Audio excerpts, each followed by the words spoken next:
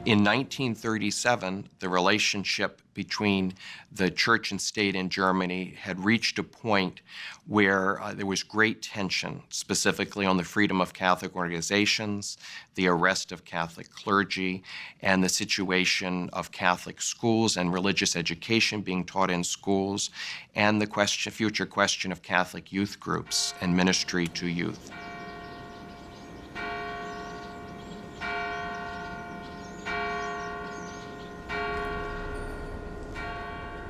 And with that, the German bishops were so concerned that they petitioned the Holy Father, the Pope, to do something about that, to try to protest. The result, with input from... Not this specifically, but a version of this is ironically the Niemannroller, the fucking first they came for the communists poem is about basically this. It's the erosion of all living standards slowly but surely, as you think that, like, well, the government won't come after me, they're just going after those other guys. Niemöller, who wasn't a Catholic himself, but he was initially a supporter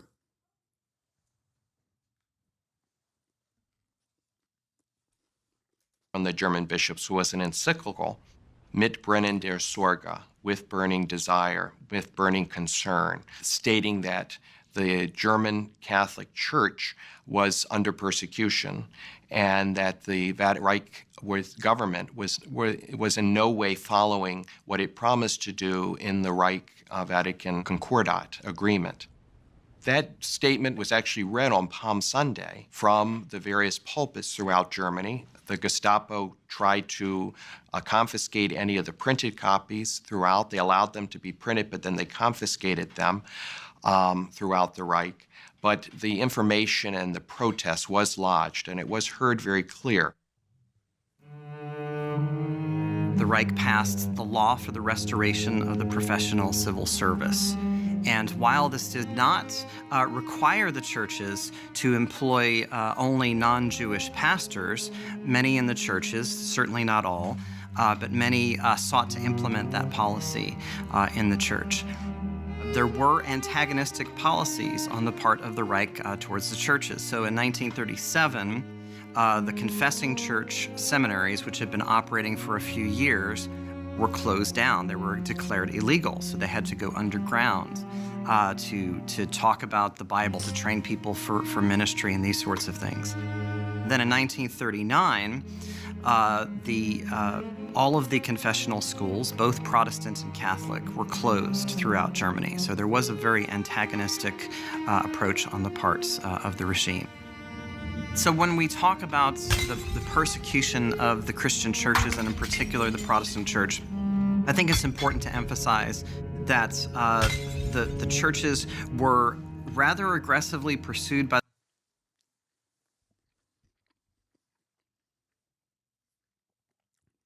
This is precisely the reason why I think Jews who think they'll be spared from this fascist administration, because right now they're presenting their agenda as one protecting Israel and therefore protecting Jews, are fucking dumb. Like, obviously in the short term it doesn't matter, because, like, of course it's not going to happen like overnight. It's not going to happen even for a couple of years, you know, for sure. But I still think, at least looking at history, I still believe that there is no way that Jews are not in the crosshairs again. No fucking shot. By the Nazis in the early years from 1933 to 1937. There were plenty of laws that were passed against them. In the Third Reich, Jehovah's Witnesses faced a unique choice with regard to their faith. And to see how they have grown, we have seen how he has guided them as they made the truth their own. Well, they behaved them like other traitors. For example, if women weren't prepared to work in the factories to construct weapons, they were sentenced to death. And that had been the same with men who weren't prepared to go to the army. They didn't have a particularly feeling against the belief system of Jehovah's Witnesses. They didn't know the system. They only had the notion that Jehovah's Witnesses didn't adore the system. They weren't prepared, for example, to do the Hitler greeting, to celebrate Hitler's birthday. It was a great day in National Socialist Germany. And I'm sorry, but when a guy with this accent, historian or not, is talking about what the Nazis believed, it starts ringing alarm bells in my mind. Like, I know. I'm being bigoted. I'm being biased. Yes, everyone loves a Hitler birthday. It was a great day.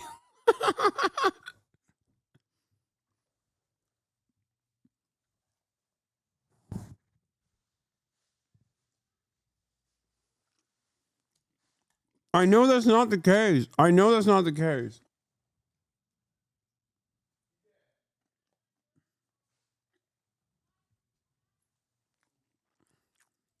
that was sufficient. That was it.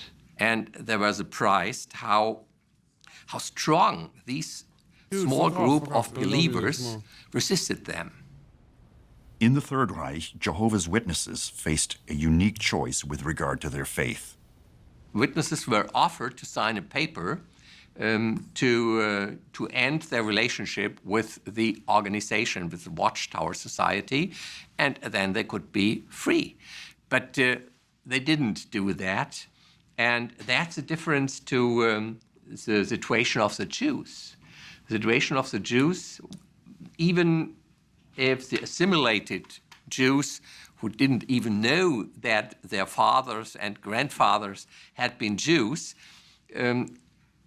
hadn't any chance to flee the system because of their blood. The Jews were the most persecuted for both religious and racial reasons. From October 1939, they were Am I wrong? Like, I know he's not a bad dude. He's probably a liberal. Many Germans are. Most Germans are. But when I hear someone go, oh yeah, the Jews, even the assimilated ones will not be spared. I'm like, oh, okay. You know what it is?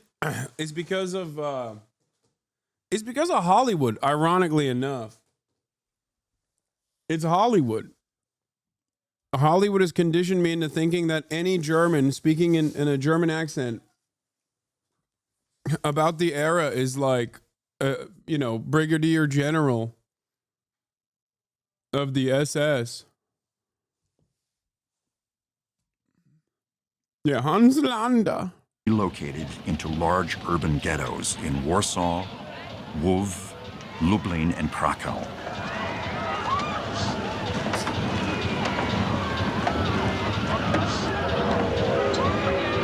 To control these communities with a false sense of law and order, the Nazis established the Judenrat, a Jewish council within each ghetto. These forced liaisons between council members and Nazi overseers still remain a sensitive subject today. Once you are in the ghetto, you basically in the camp to die. All the laws, Germans start with the legal things. They come to the country and they say Jews cannot have a property, Jews cannot have radios, Jews cannot have fur. I mean, all the occupation laws function before the ghetto. Once you are in the ghetto, it's just waiting for death. There's no more law in the ghetto. There are law, but there are Jewish law by Jewish Judenrat. Jews were already deprived of the basic things, and then creating of the Jewish district of the ghetto was the final German occupation. By the way, this is Palestinian Authority in the West Bank, the ghettoization of Palestinian existence in the West Bank. It's in some ways Gaza as well. I watched a movie Come and See this winter for the first time. Holy shit. I want to watch it on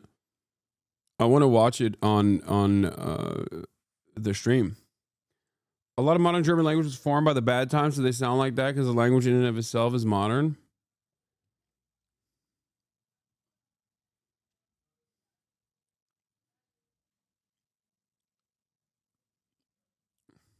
Law, which was based, of course, on a big lie, on a hypocrisy, that actually now, where Jews were already second-class citizens, and to protect them from anti-Semitism, from the conflict with the Christian population, apparently it will be better for them if the part of the city will be designated for them so they can have their own governance. So my father, who was an engineer in woodworking construction, was working for the needs of the Jewish Council of Judenrat. That is the most controversial question about the Shoah. It's about the Jews collaborating. Some say of their own will, some say that they've been forced to, but they were collaborating with the Nazis. Now, the big question is, which kind of collaboration was it? If it was voluntarily, then of course it's a terrible thing. But since we know that the totalitarian regime of the Nazis made people to do things that they would never do in otherwise. And in the concept of what Katzetnik, he was one of the inmates in Auschwitz, and then he became to be a writer and a witness in Eichmann trial. He called it another planet.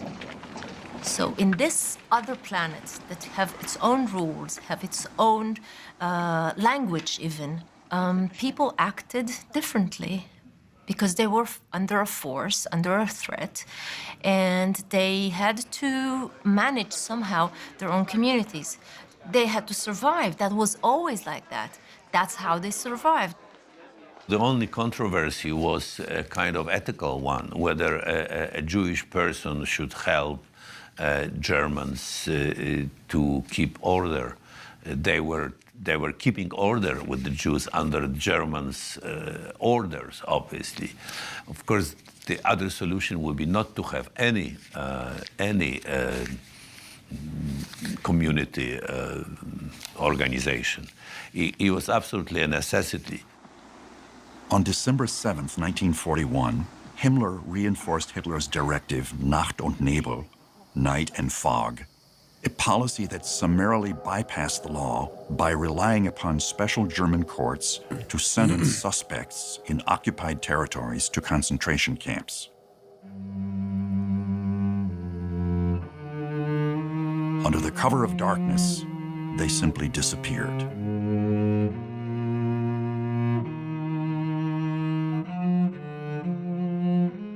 In time of war, treason was punishable by death. As chief judge of the People's Court, Roland Freisler, the hanging judge, frequently chose to enforce the death penalty for many of those who stood before him pleading for justice. Between 1943 and 1945, the People's Court sentenced approximately 7,000 people to death. Maniacal in his tone and harsh in his judgments, Freisler oversaw two historical cases: the members of the White Rose and the conspirators of the July 20th. Abi biri sana 3 hafta önce Türk düşmanı diye video yapmış. Öyle olduğunu düşünmüyorum çünkü her yerde söylüyorsun ben Türk'üm diye, seni takip ediyorum. Umarım en kısa zamanda Türkiye'ye gelirsin. Türkiye'ye gelemem maalesef ama Türk düşmanı değilim. Onu söyleyenler Erdoğan'ı sevmediğim için söylüyorlardır. Veyahut da onların partisinin eğer faşistlerse veyahut da sağcılarsa onları sevmediğim için, onların ideolojisine karşı olduğum için bana Türk düşmanı diyorlardır. Burada da bana da Amerika düşmanı da diyorlar. Herkesin düşmanıyım amına koyayım. 1944 assassination plot against Hitler.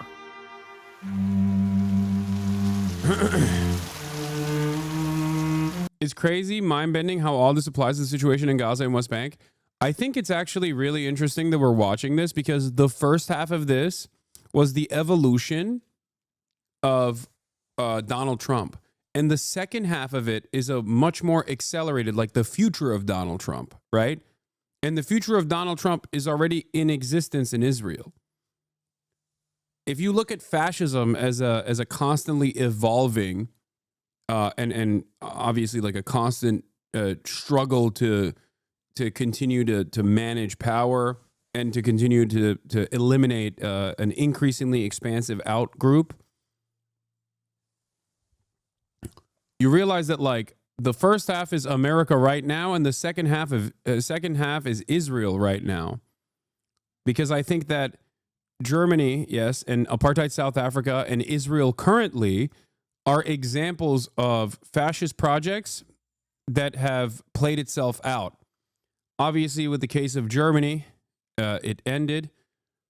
Not that the ideology went away, but it ended, right, by force. South Africa, there was a major struggle, and ultimately, it was. I mean, the inequality still persists, but it also ended. The legal structure ended. Israel, on the other hand, is a living, breathing, continuing example of a fascist apartheid administrative apparatus.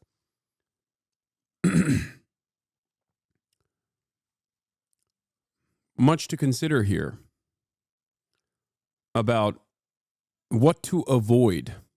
Because if we're like here, because like I said, we're in the race laws era, like where the courts and the pre-existing laws do not completely suit the purposes of this fascist administration. That is precisely the reason why, as it stands, there's still like a back and forth on the legal battles.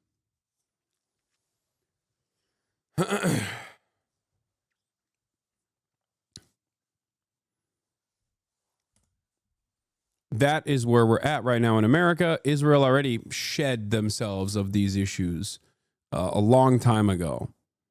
So they have accelerated to the position that we're currently watching right now. You already are in the anti-intellectual era, though, censoring science? No, that actually is a one-to-one verbatim identical thing to Nazi Germany as well.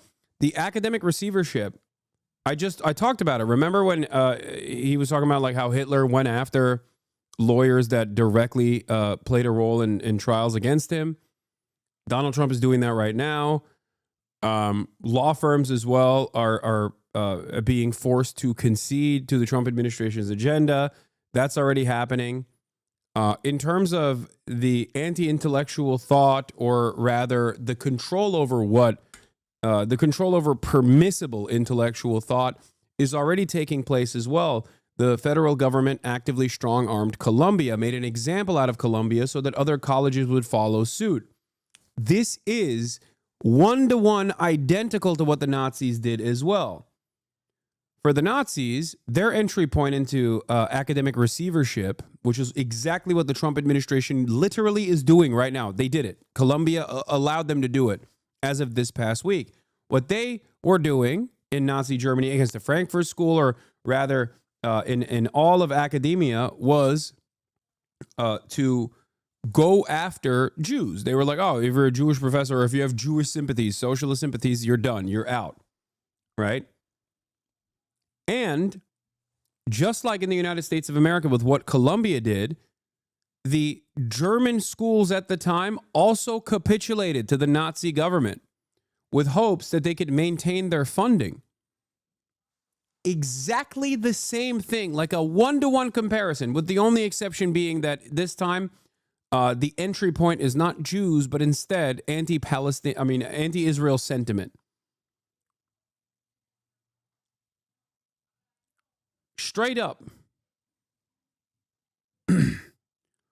A demonstration of Palestinian sympathies. But the purpose there is not to simply squash any sort of pro-Palestinian dissent. The purpose there is much larger. It's complete and utter domination. It is to use the anti-Semitism task force as an entry point into eroding all the constitutional protections that are given to every citizen and non-citizen alike.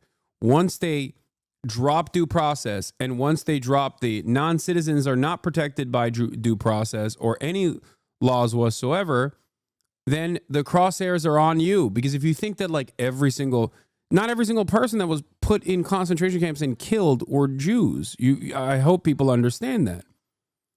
Isn't the collective total 15 million with Roma, with the Roma population, with 6 million of it being Jews, but the remainder being disabled people, gay people? Not 15, is it? I thought it was 15 million total, 6 million of it being Jews. But political dissidents, socialists, communists, trade unionists alike. So understand that while we talk about the Holocaust from the perspective Slavs, that too for sure, any kind of resistance, 800,000 Germans resisted against Nazi Germany, like. A lot of people, the reason why I'm mentioning this is not to like undermine the crosshairs placed upon Jews, right? The reason why I'm mentioning this is because Jews in Nazi Germany were a vulnerable population that you could draw a lot of public support if you dunked on them. In the same way that undocumented migrants in the United States of America right now are a vulnerable population. Or with respect to documented non-citizens, a great way to reset constitutional protections is by going after groups that, like, powerful organizations with institutional prominence have always wanted to go after. It's a way to open the door. Because once you open that door, once you rewrite the precedent, you can use the courts to your advantage.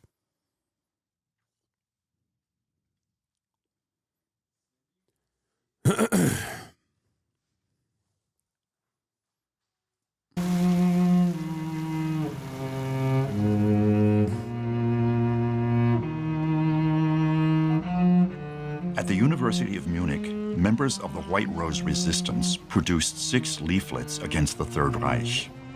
Hans and Sophie Scholl, along with their colleague Christoph Probst and their mentor Kurt Huber, were deeply committed to the high ideals of the White Rose movement. Condemned as... I think what's really interesting about this is that right now, especially because we live in the aftermath of the Third Reich, we have an exact comparison to point to that virtually everyone understands as bad, right? And right now, if all of these institutions did start resisting against the Trump administration, there is an opportunity. There is an opportunity to cut this nonsense, or at least like actively undermine the initiatives that the administration is doing, because they do not have the manpower right now. They do not have the manpower and the logistics to be able to jail every single person. This is precisely why I try to agitate here and now with the hopes that people will wake up to the fucking reality. And yet we are sleepwalking towards this future.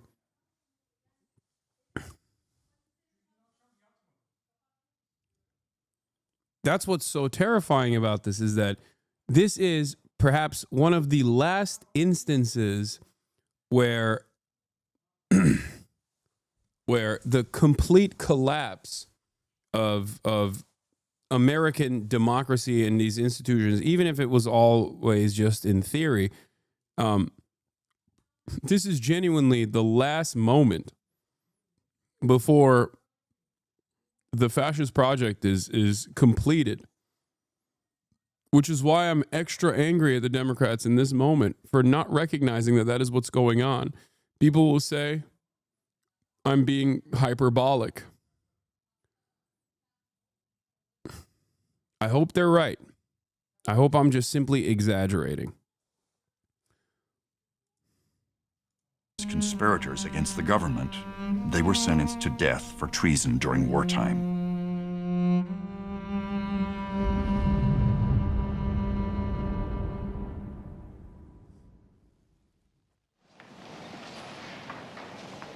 Große Firma! Na, die gehört aber zur schwarzen Fraktion. Ja, das sieht man nicht an. Das ist klar, das kann ja nicht anders sein. Very charitable to think they don't recognize it? No, dude, come on. They don't. They don't recognize it. Even if they were alive in the 30s, they don't recognize it. Also, they weren't alive in the 30s. Come on. That would be someone who was alive in the 30s would have to be almost 100 years old. Like, what are you talking about? No, they do not recognize it. 100%. There are those who do. Make no mistake. There are those who do, and they actively champion it. Okay? That's why I say there are those who are goose-stepping towards fascism. There are those who are sheepdogging towards fascism, the Democratic Party, and the political apparatus that is supposed to be creating counter-narratives and resisting against this. And then there are those, the broad majority, that are sleepwalking towards fascism. Most people are in the third camp. They're just completely oblivious to this stuff. That's why it's not reflected in the polls, for example. And I think for them to recognize this, for the discontent to be reflected in the polls, you need to have leadership constantly making a big fuss. Yeah, liberals trying to preserve capitalism, taking the fascism pill.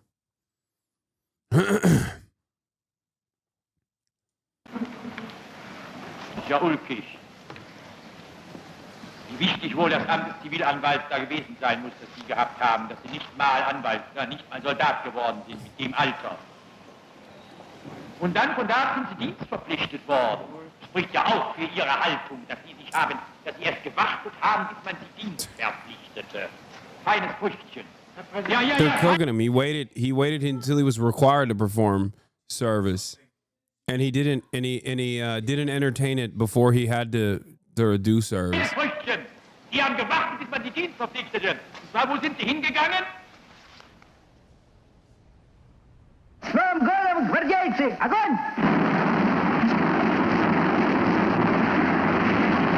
If you go to the Vogelsang Monument here in Germany, you'll find in the museum a handout written by students that was a very critical about Hitler in a super clinical tone. Reading through this, pretty much every sentence would get you in trouble back then. It is crazy when you go through there and witness the fascist evolution, how many similarities you can draw to America now. Yeah.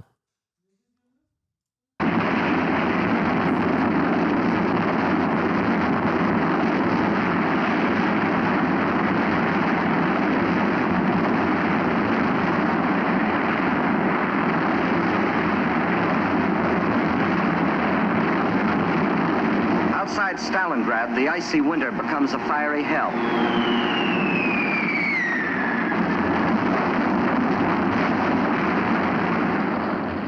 Stories about the atrocities committed by the Nazis began to leak out of Europe, primarily in 1942 and 1943. We actually have documentation. What happened? How did they leak out? How did people start realizing the severity of the atrocities? There was an army that started liberating the camps coming in from the eastern flank, Yeah, they were in the group chat.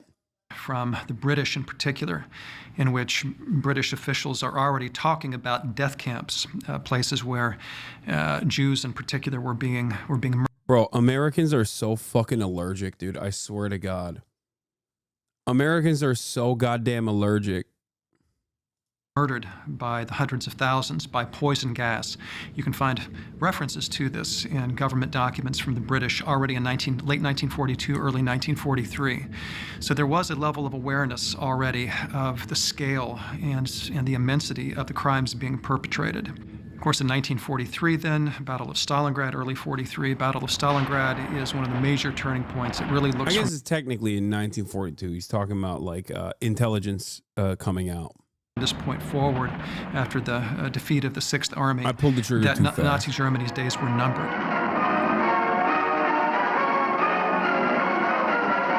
This was Kyle and Kessel with a vengeance, but the Nazis were getting Kesseled instead of the Russians. And on February the 2nd, 1943, after 162 days of the heaviest fighting in the history of warfare, the last shot was fired. Yeah, am I crazy or did they not? This is 40 minutes of like talking about Nazi Germany with very little mention of like, this is the first time they talked about the USSR a little bit. Anyone in the chat saying W. Stalin is mentally ill? Really? You think he wasn't a W Andy at this moment? This is like the biggest W of all time. The fuck? Yeah, no, man. I think liberating the concentration camps was a pretty big W moment for Stalin. And it's not just Stalin either. It was like it was it was a W for all of those who resisted the Nazi oppression.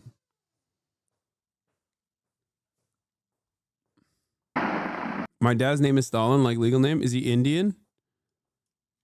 Are you Indian? That's the only place I've heard like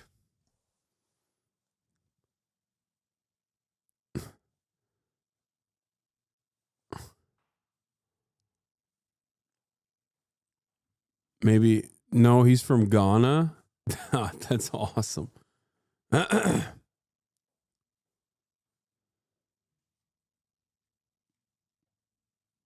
He's from Kerala. No, he's from Ghana.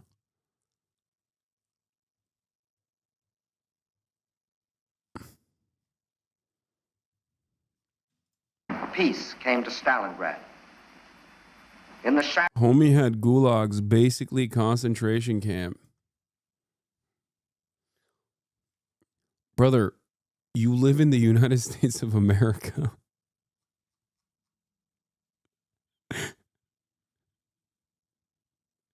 What do you think slavery being totally legal as a method of punishment is? What the fuck do you think happens in American prisons, dude? It's the same shit. This isn't to say that like gulags are fine, okay? It's just that, you know, understand that just because we call it prisons and we called their structure gulag, it doesn't change that it's like a different thing. It's the same fucking thing.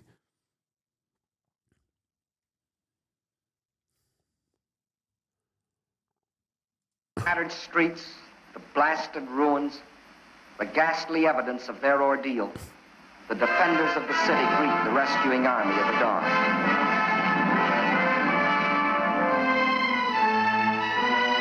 Stalingrad is free. The Nazis had capitulated.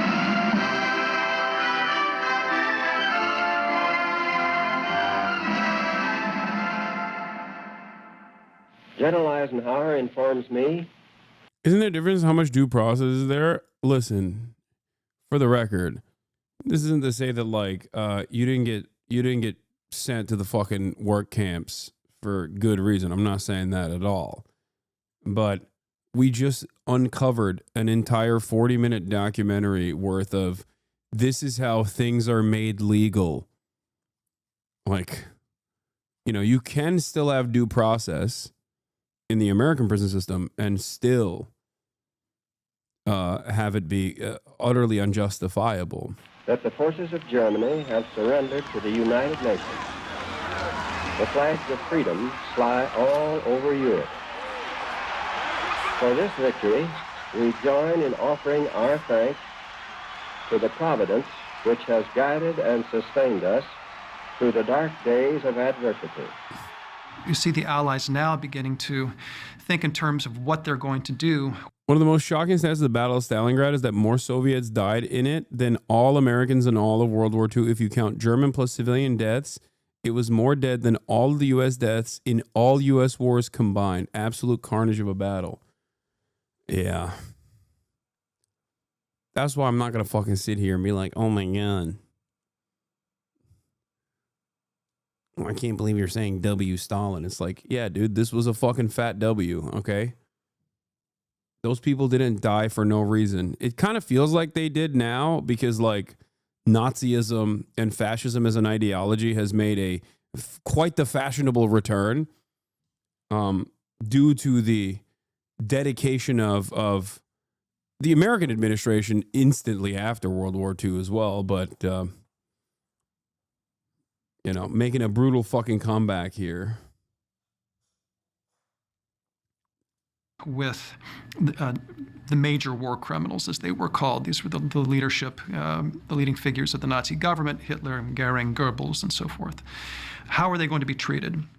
Churchill and his legal counselor, Lord John Simon, were of the view that the major war criminals were essentially outlaws who did not have to be given their day in court, but could in fact be taken, arrested, identified, of course, and then executed without the benefit of a trial.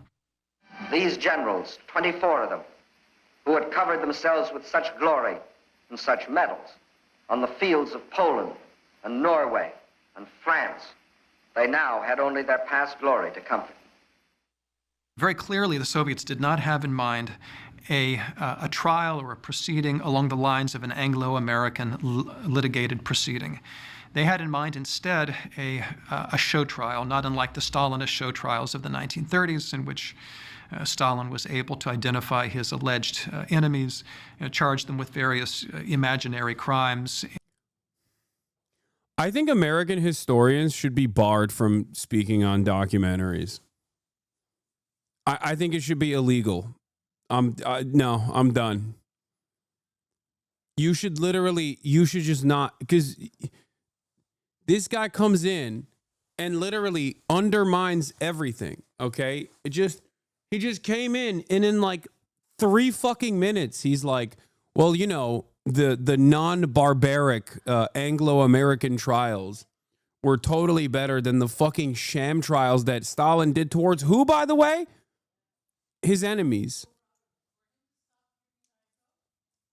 Show trials against his enemies, dude. No reactionary elements, no counter-revolutionary elements, no fucking fascists there, you know? And secure their conviction and then have them executed in the 1930s. This is the proceeding which they wanted to impose upon the major war criminals. The Soviet foreign minister, Molotov, had already talked with the Allies on behalf of the Soviet government and tried to persuade them that the best way to deal with the major war criminals was by means of a special international tribunal. Stimson was of the view that a special international tribunal could be used in which the major war criminals would be prosecuted, but they would enjoy the same kinds of due process rights which any American accused of an offense would enjoy. The right to hear the charges against them, the right to study the indictment, the right to counsel, and the right to defend themselves in a fair proceeding. Nuremberg remained a focal point for the National Socialist Party, hosting popular rallies and political congresses starting in 1927. It continued through the Nuremberg Laws of 1935, and again in November 1945. Nazis got treated better than immigrants now? Yes, but also that judge was talking about treatment of American Nazis who were offering material support to Nazi Germany. There were also like American ideological Nazis, not even like American Germans or whatever, but like ideologically Nazis who consistently worked with the Nazi government. Many such cases of American industry titans that maintained a lot of their industry in Nazi Germany.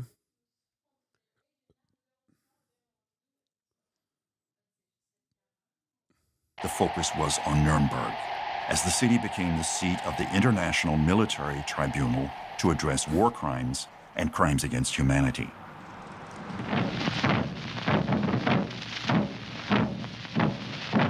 The drums of doom begin to beat for 24 top Nazis as Nuremberg becomes the scene of the War Crimes Tribunal. Do you think Republicans will try and ban guns? No, dude. Why would they? First of all, there are more guns than there are people in this country. And a lot of them are in the hands of like arsenal owners, and virtually all, like if you look at gun ownership, ideologically, if you look at gun ownership, they're either libs or they're fucking already loyal servants. Like they will participate in the brown shirts militia movements, and some of them do. That's why I always laugh whenever motherfuckers say like, yo, America couldn't be overturned as easy because everyone's armed to the gills, you know? My Second Amendment is there to protect the First. It's like, okay, I don't see you using your Second Amendment right now, bitch. Fuck you mean to protect the First? Yeah, these guys they just wanted to have, you know, their toys. That's it. They're murder toys. It has nothing to do with like standing up against a tyrannical dictatorship. I don't see nobody standing up right now. Among the ruins of this former shrine of Nazism, an ordinary jail houses its former big shots. Each has a solitary cell and is forbidden to talk during exercise. Under indictment are Arthur Sykes Inquart, former Gauleiter of Holland. Julius Yeah, the only time we've gotten like serious rollbacks with restrictions, gun regulations, is when black resistance groups, revolutionary black groups, have participated in what they previously thought was their right to demonstrate with arms. You know, famously, the Reagan case comes to mind when the Black Panthers marched on the California Capitol with their arms. And then shortly after, they were like, yeah, you can't do that anymore, actually. Striker, fanatical anti-Semite. Rudolf Hess, one-time adjutant of Hitler. And Hermann Goering. Rudolf Hess, also known as the guy who is in White Lotus season 3. I can't get over that, dude. I can't get over the guy who fucking acted his goddamn face off in Zone of Interest is the German guy who's like the general manager of White Lotus season 3, the hotel in Thailand. No spoilers. Aha, it's not a spoiler. The fuck are you talking about? It's not a spoiler. He's in the first episode. What?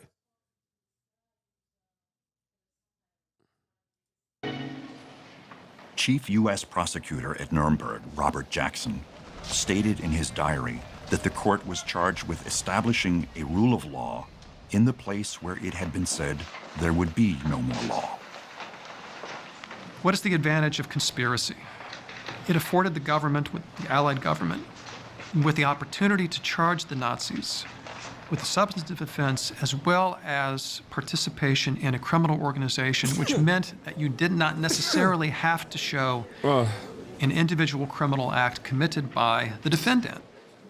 What's interesting about conspiracy, again, is that it connects all of the individual charges against the Nazis. So in addition to charging with the Nazis with war crimes or with crimes against peace or crimes against humanity, they are also charged with conspiracy to commit crimes against peace, conspiracy to commit crimes against humanity, and conspiracy to commit war crimes. So yeah, conspiracy, again, this notion of a criminal organization, the criminal plan to conquer the world, that was the foundation that underlay the entire case, especially on the American side.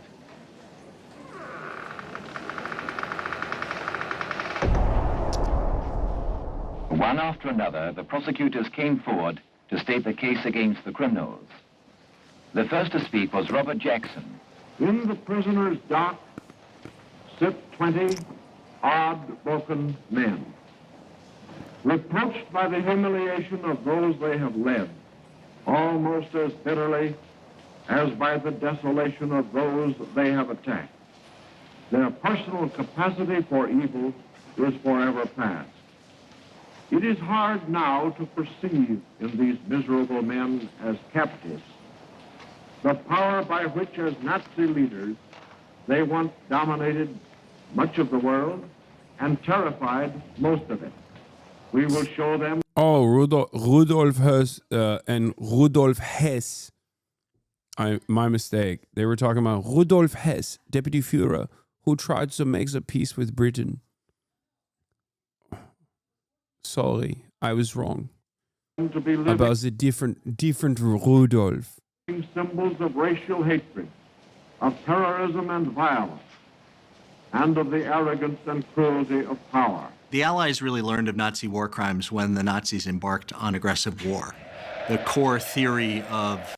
This is legalistic circle jerking. Yeah, left half of them get away because they were of value. You hung a few, and the remaining starting running orgs and other NGOs. All the same time, you would have North Korea where 2 million were killed.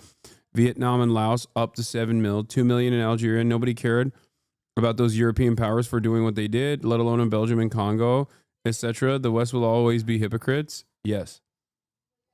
Yes. The power of white supremacist, Western supremacist attitude, Western chauvinism and white supremacy is an incredibly powerful glue that holds everything together. Whether people recognize it or not does not matter. Yeah.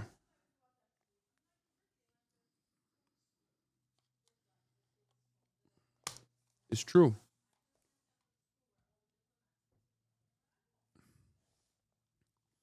Western powers, I think,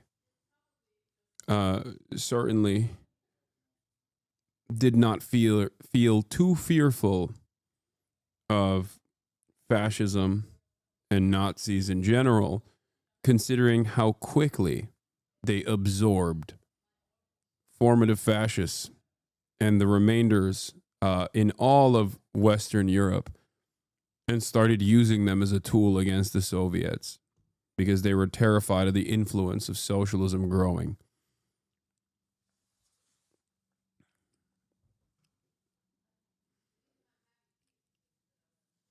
I think sham trials and hyper paranoia aside,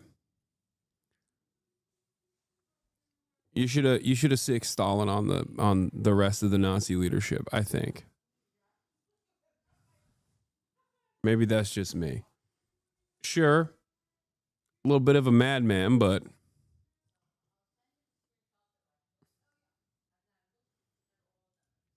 the Nuremberg prosecution is that the aggressive war itself was a crime. It's an overarching theory of criminality, and then within the war... Didn't help that Stalin was an authoritarian? What are you talking about? This has nothing to do with anything. Like, what are we talking about?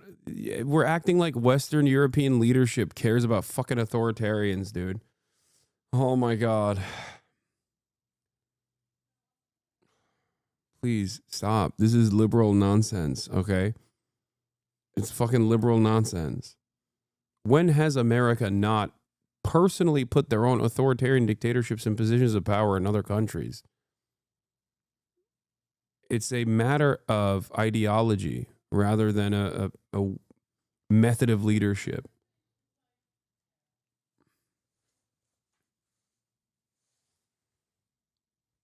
Yeah, they let Franco do his thing. They didn't give a fuck about that.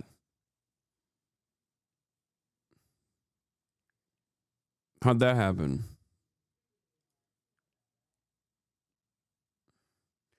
Why do you consistently advocate for Stalin? His actions, because we're talking about the one era where he's like categorically in the right.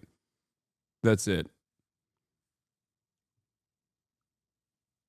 Like, that's it. This is the time frame where he is categorically correct. Okay? Straight up. It's the same reason behind why I'm not going to give Churchill too much smoke either. Like, if we're talking about Gallipoli, that's a different subject matter. But if we're talking about World War II, acting like Churchill was not categorically correct is delusional. Yeah, he also implemented famines. You know? Not a good dude in general. But if we're talking within the framework of World War II, he was on the right side. It's that simple.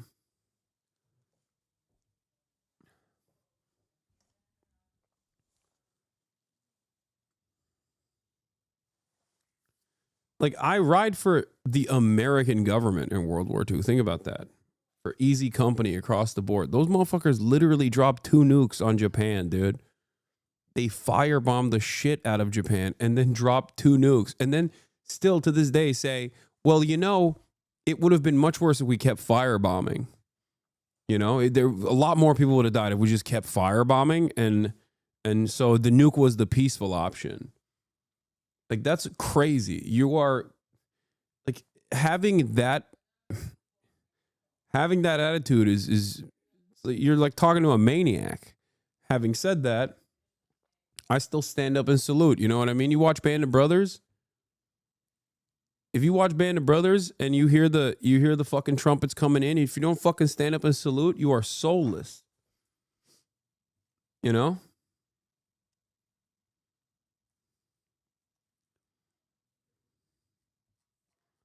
Hell yeah, baby.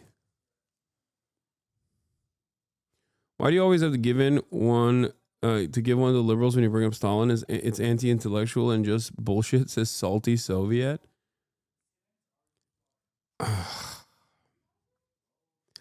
It's okay to recognize that the USSR was a living, breathing, existing socialist project. Okay? It's okay to recognize that, and it's okay to recognize that there were obviously issues as well. You can either analyze the material conditions that led to many issues, or I guess you can assume the liberal position, which is Stalin is a bad guy across the board. Stalin is a bad dude across the board. Why are you handing it to him? So in the process of me quite literally explaining to liberals why he was 100% worthy of the praise and W here, you're duking it out with me in a moment where if you are super pro Stalin unconditionally, I don't know if you are or not, you shouldn't be fucking yelling at me in this situation.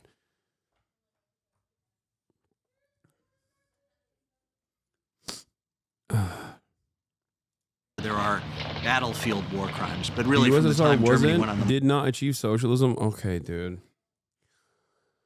Oh my God. Oh my God. Nothing is socialism. Socialism is when I decided socialism. Yes, these were transitional socialist states, okay? Collectivization, taking an agrarian, potato-eating society to one that was able to fucking go up against the United States of America and beat them to space. Yeah, let's not analyze that. Let's not analyze that with the appropriate language. Like, that's crazy. That's an insane thing to say. It's also ahistorical. It was absolutely a transitional socialist state. It was a socialist project that existed and it failed. Okay? I think a lot of people delude themselves into thinking that these existing socialist nation states or transitional socialist states are supposed to be perfect, as though it's supposed to be politics is supposed to be conducted through hugs, kisses, and tickle parties. There has never been a moment. The entire purpose of politics is a constant struggle between different forces on resources, distribution of wealth, resources, power. Power is violence. Who gets to do it? Who gets to be the victim of it?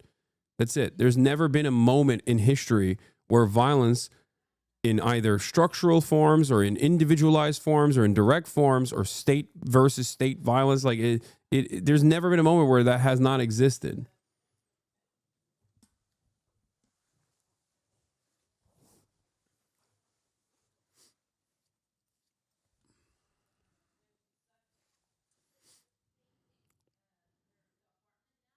Utopia must immediately materialize when the proletariat takes power. If it doesn't, then it really wasn't socialism. Yeah.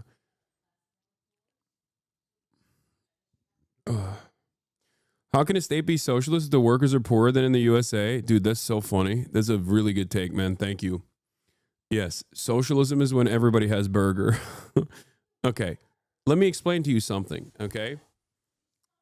When 20 million people are fucking eradicated and your villages, towns are all reduced to rubble, almost directly after you have had a successful revolution against only a couple decades post having a successful revolution against a czarist imperial power, okay, and you have a fucking peasant society in front of you that has to rapidly industrialize without the bounties of colonialism, without the bounties of chattel slavery, okay, there's gonna be fucking issues. You have to look at where a country was, or where, like, what the material conditions were before socialism, or at least a transitional socialist state, and where they arrived, okay? That's what you're supposed to do. This right here is pure Amerifat cope. That is precisely the same reason why pure Amerifat cope makes Americans think like, China, they're not a global competitor. Look at their GDP. Fucking, oh wait, even they might beat us on that metric soon too. Fuck, they're eating rats in China still. Please do not look at the internet where you can, or please do not hear out a Chinese person. No, they have tofu dregs. That's where all the houses are made out of tofu. They're falling apart. Any day now is going to collapse. I understand the reasons for it, but I still wouldn't call it socialist, because then people today think we want the same. America is an unimaginably wealthier nation than the USSR ever was. Okay? America, with all of its endless bounty, is nowhere near. If you let me take a breath and explain something to you.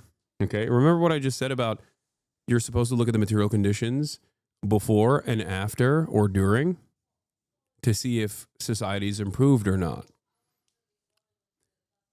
You also are supposed to look at the endless amount of wealth that a country has, its geopolitical condition, for example. When you look at America and the American project, if your metric of success is line goes up, GDP, then yeah, America's fucking great.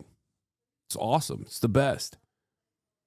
But clearly, if you live in the United States of America, you understand that the situation is fucking dire for the average American citizen, especially considering that our metric for wealth and our metric for riches is not necessarily universalized, but rather it's relative. It's relative to those who have against those who have not. So in that process, the American project has been a ginormous failure. A incredible failure. 600,000 homeless people in the wealthiest nation on the planet, the wealthiest, most powerful nation that has perhaps ever existed, that is able to dominate the rest of the planet with 800 fucking military bases. And there are 600,000 people that have to sleep outside tonight. Like, what are you talking about? That's a fucking failure. That's the biggest L of all time. That's my issue. We delude ourselves into thinking. Like, oh, these other metrics of success that we have designed for ourselves showcase how wonderful, how amazing, how bountiful this project has been. Yeah, not for you, motherfucker. It's the same principle behind freedom. People will be like, oh, people are starving in Europe, or people are much poorer in Europe overall. Okay. Do you think you are freer than the average European who works less hours than you do, who doesn't have to fear medical bankruptcy, who gets to take time away from work for much longer than you? What's fucking freedom? What good is that freedom if the overall number is higher? Yeah. Who do you think lives in a freer society? You do, or Europeans do, when they don't have to, when they're free of the fear of gun violence in their schools? Yeah, Michael Parenti. In the 3 decades after the Bolshevik Revolution, the Soviets made industrial advances equal to what capitalism took a century to accomplish. This is objectively correct. You can say Michael Parenti is reductive, but this is true. The Soviets made industrial advances equal to what capitalism took a century to accomplish through slavery and imperialism, for the record. While feeding and schooling their children rather than working them 14 hours a day as capitalist industrialists did and still do in so many parts of the world.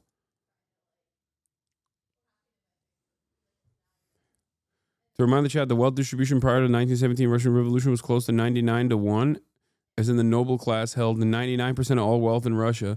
The fact that the USSR modernized and became a legitimate competitor to the US is nothing short of a miracle. Exactly. It's, look, you know, it's fine. It's perfectly understandable to criticize Stalin, as is perfectly understandable to criticize every leader, both historical and in modern society. But to deny the unimaginable advancements that the USSR was able to accomplish, given its starting point, is psychotic. It's ahistorical. It's ridiculous. It's liberal cope. It's pure Western chauvinist liberal cope. And it's the exact same kind of liberal cope that makes many Americans deny the reality of China. It's just like if you close your eyes to it and constantly envision that these are fucking scary, barbaric monsters that don't know what the fuck they're doing, maybe it'll become real one day. It's such an undeniable reality that even neoliberals like Ezra Klein recognize it. Ezra Klein in his book openly mentions China was able to lay down thousands of miles of high-speed rail in the time frame that California couldn't even put down 10 miles, dude. China was able to create a fucking complex network of high-speed rail all across this massive country. It's like almost the size of a goddamn continent in the same time frame that America couldn't even fucking put down a couple lines of high-speed rail. California also, exactly, is the 5th largest economy in the world, by the way. How the fuck? California as a state alone is the 5th largest economy in the world. Tell me how the fuck that's possible. Whoa, there, you're flying off the handle. You don't need to overreact like that. What? I haven't said anything.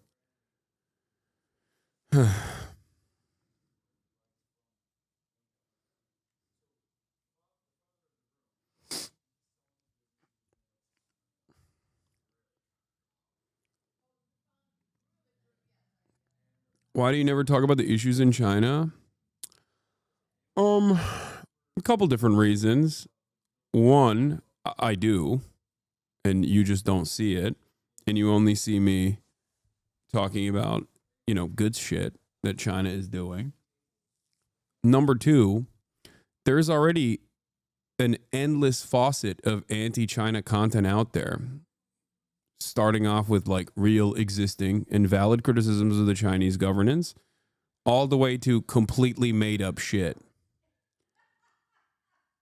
So the question I have to you is, you have all of that everywhere else. Why do you want that here too? And then, of course, the last point that I would make is that I'm not fucking Chinese. I mean, I wish I was, but I'm not. I'm simply white Chinese in my heart and soul. And as someone who is not Chinese, I do the pro-China propaganda that I do because I want Americans to be like, why can't we have that? Why the fuck do they have that? Why can't we have that? Because that's what I want. I want this country to not resemble the more authoritarian and bad and repressive attitudes that the Chinese government has. And I want them to instead pick up on the good shit, even development, rapid urbanization, massive infrastructure projects, an infinitely more restrained foreign policy approach. That's what I want because I'm an American and I want to change the American government.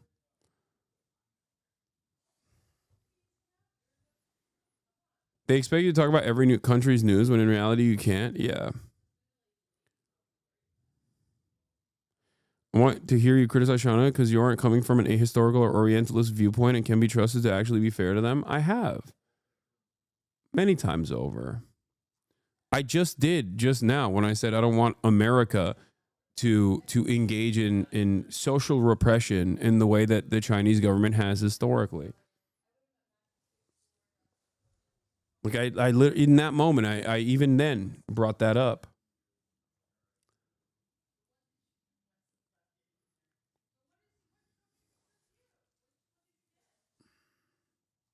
Let's continue with this March document. in 1939 into Poland. There was Allied thinking, particularly American and British thinking, that this was illegal, it violated treaties, it was criminal. Raphael Lemkin provided Jackson with the foundation for this international law, establishing a paradigm for prosecution of war. How about you go to China, man? Yeah, this is the thing. I want the American government to do, if we're going to do repression and black bagging operations, I don't want it to be against fucking random students who wrote like a newspaper article about Israel being bad and wrong, okay? I want them to do that to like the Jack Ma's of America, okay? Why the fuck can't we have that? You know? Yeah, do a little bit of rehabilitation to the fucking billionaires for once. Jesus Christ. Crimes. Based upon his research of the massacres of more than 1 million Armenians by the Ottoman Turks, Lemkin created the hybrid word genocide.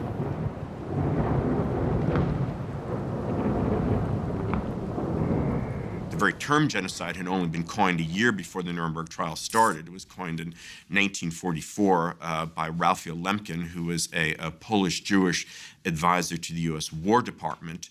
That term genocide was already used as a descriptive term at Nuremberg, but it wasn't until the UN Convention of 1948 that genocide became recognized as its own independent crime in international law. In an incremental way, expanding from Germany into the East and occupied nations, Nazi perpetration is a visible thing. What it adds up to, and that it's a planned extermination venture, is something that is, very barely understood, not just during the war years, but even as they're embarking on. Why are these people such anti-German races? That's what I was thinking. In my mind, you know what's burned to the back of my mind? Chuck Schumer telling the New York Times on the Interview podcast how the UN is anti-Semitically considering what Israel is doing to be a genocide. That's what's burned into the back of my mind. So when I hear this, I'm thinking to myself, wow, these are a bunch of anti-German, anti-Volkish racists, I think. Wow. Wow, really erroneous claims here. Quite hyperbolic. Germany has real security concerns. Germany wanted to do living space for the real Germans. Like, I don't understand. And then they wanted to do security concerns. What? How anti-Aryan of them. On prosecution. They're really almost sort of discovering what we would call the Holocaust as they're prosecuting it and getting evidence and realizing the enormity of what they're dealing with. This would be a way of showing the superior political power, the superior moral power of a kind of a liberal democracy. For the record, I also did show you guys that propaganda is not unique to Israel. Germany did that. Like, Nazis also said, oh, you guys don't want us to live. Like, you don't want us to have living space. You don't care about our security concerns because you're fucking anti-German. So nothing is new here. Fascists love recycling the same exact propaganda, if not the same exact terms.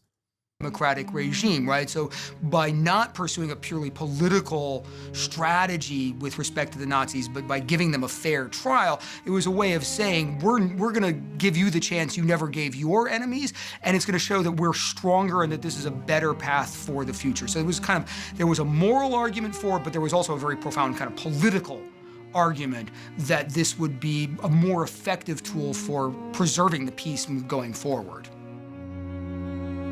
The Allies chose to take the moral high ground by providing fair trials. 22 high-ranking Nazi leaders were put on trial for crimes against humanity and crimes against the peace. The historic Nuremberg courtroom 600 is still used for trials today. The Nazis committed astonishing. It's just like this Lemkin guy.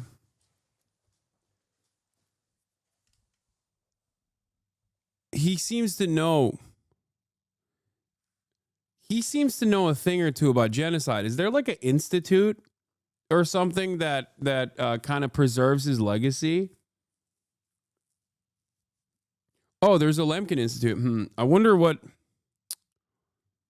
Oh, there's a Lemkin Institute for Genocide Prevention. I wonder what they have to say about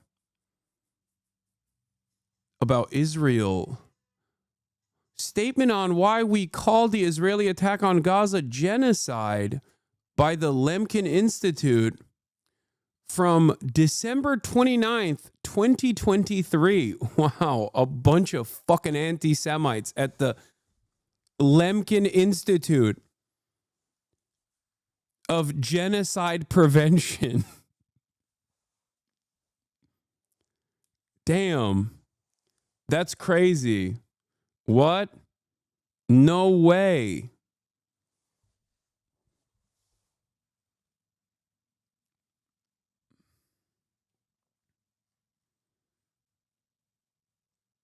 Yeah, more like the Hamas Institute. Freaking got them. European Jews also came to the test, or at the very least held grudges against Americans and their American Jewish counterparts because they felt that they didn't implore the American government to do more to save them, including the fact that America still had a quota immigration system. This morality argument is completely ahistorical. Yeah, I know. Yeah, I mean, we famously fucking turned over boats.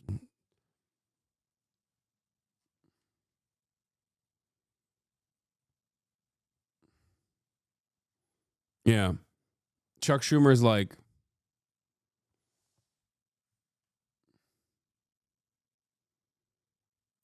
Chuck Schumer's like, they were doing this anti-Semitically. NYA canceled a speech by former president of Doctors Without Borders because she was going to discuss the genocide in Gaza. A slide about the death toll in Gaza could be perceived as anti-Semitic. A couple of slides in her presentation touched on the casualties in Gaza during the Israel-Hamas war, as well as the cuts at the USAID, United States Agency for International Development. Liu said she was told the slides about Gaza could be perceived as anti-Semitic, while the USAID section might be perceived as anti-governmental. Liu, who was already in New York when she got the call, offered to make edits to those slides, but then 3 hours later, after some deliberation, she said the university apologized and said she had to cancel. I was stunned.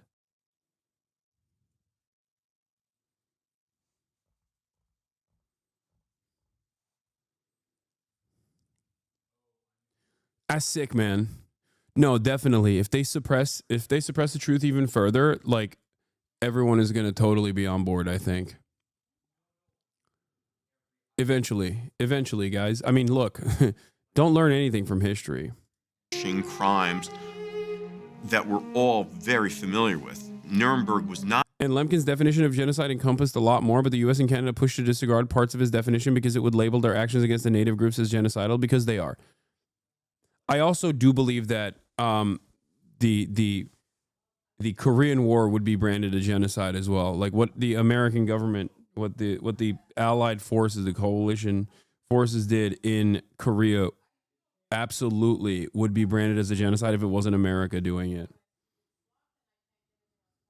Not in the first 100%. order a Holocaust trial. It really was, as I mentioned, it was a trial about the launching of aggressive war. Vietnam, but too, nonetheless, potentially. if you look back at Nuremberg, the prosecutors did a pretty impressive and a pretty responsible job of bringing the crimes that the Nazis had committed against the European Jews to the courtroom. The extensive trials concerning Nazi criminality have continued into the 21st century, with attempts to balance both justice and mercy. Then there are a series of allied trials. The most famous of these are the so-called successor trials, also held in Nuremberg before an American military tribunal. These prosecuted functional elites from throughout Nazi society. So there was a trial for doctors, there were a trial for judges, there was a trial of the high command of the army, right? So a series of kind of trials of different elements of the Nazi elite. But there were also Allied military trials, Soviet, British, French, and American, of war criminals lower ranking, right? So the Americans held a trial at the Dachau concentration camp, or a series of trials at the Dachau concentration camp in which hundreds of Nazis were prosecuted. The British had their own trial program, as did the French. The Russians prosecuted about 30,000 Germans for war crimes. Now, these were Russian trials. How fair they were, you know, is anybody's guess. But given the level of Nazi criminality,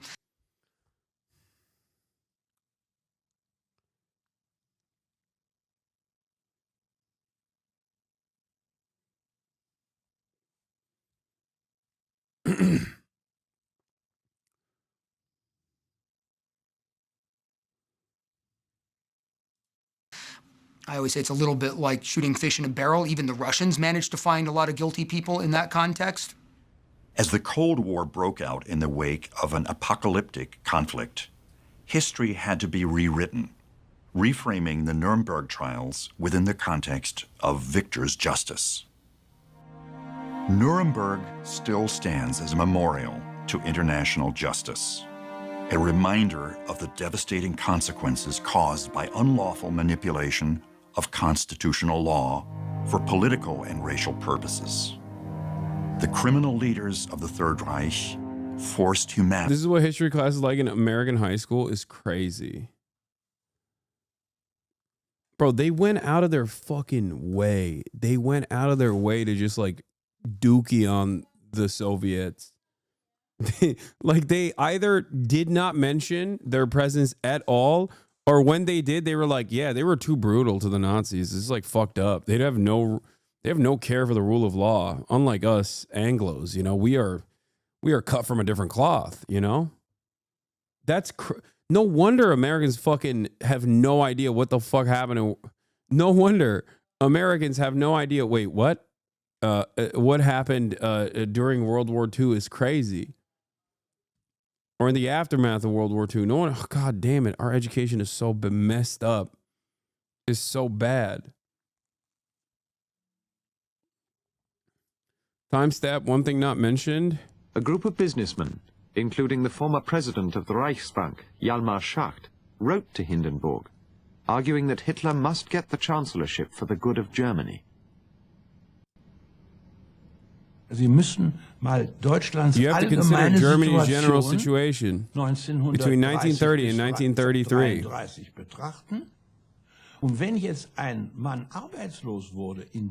Johannes Zahn, economist und Banker, since 1931. An unemployed man either joins a communist or he became a stormtrooper. And so business believed it was better if these people became stormtroopers.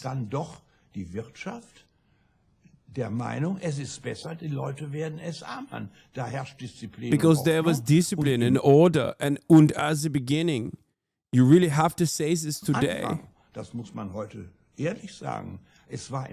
the beginning, you couldn't tell whether National Socialism was something good with a few bad side effects,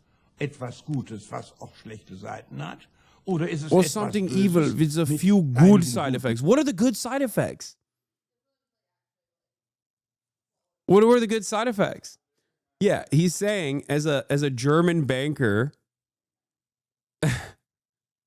the good side effects are that they're not communists and they won't overthrow the system that has yielded so much bounty for myself and others, dude. Wait, I want to look at what this guy did. Johannes Zahn, economist and banker since 1931. That's kind of sus.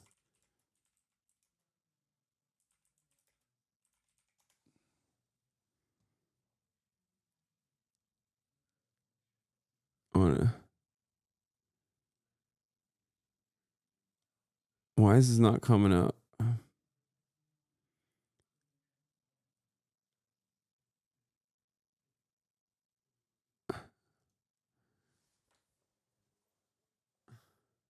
thousands of jobs for the building of the railways and autobahnen.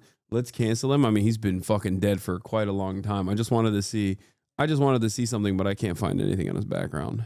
Like, I just can't find anything about him at all.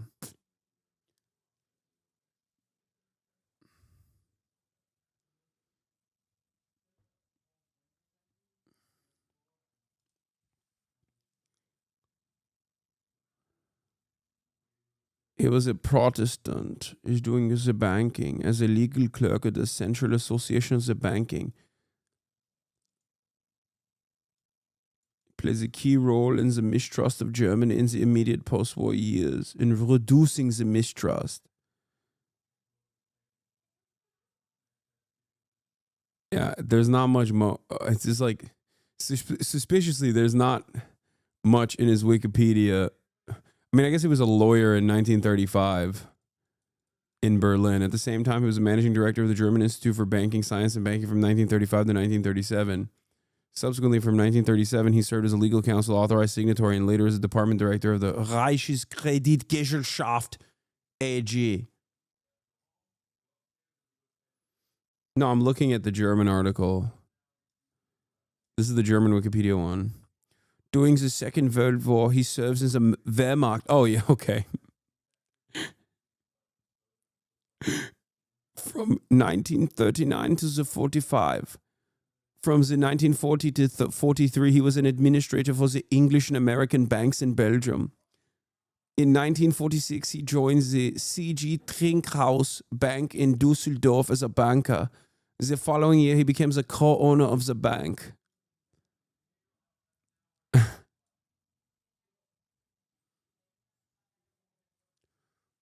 Yeah. Why are you calling my grandpapa the Nazi only because he serves in the Wehrmacht?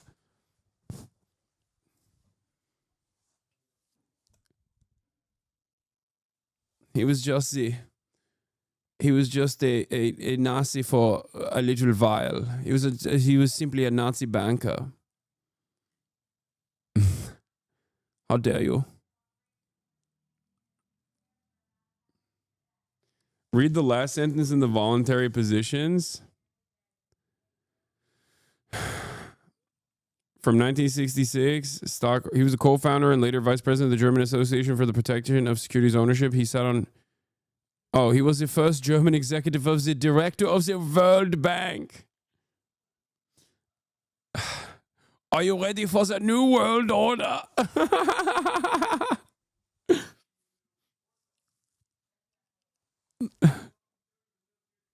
The World Bank, ja.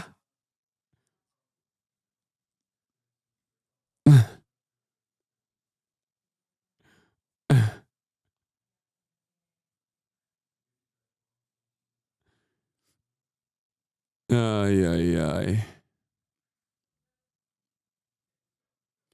Can you share your own analysis of Project Paperclip? On the one hand, it seemed the U.S. were very critical of the handling of criminals by the USSR, but on the other hand, we're allowing Germans into their security agencies. Yeah, that's why they were very critical. They were like, give them to us. We can use their brilliant talents here in the United States of America. To be fair, it's not like the USSR didn't use German Nazi scientists either. They did. They also did. Just not to the same degree as the Americans did. The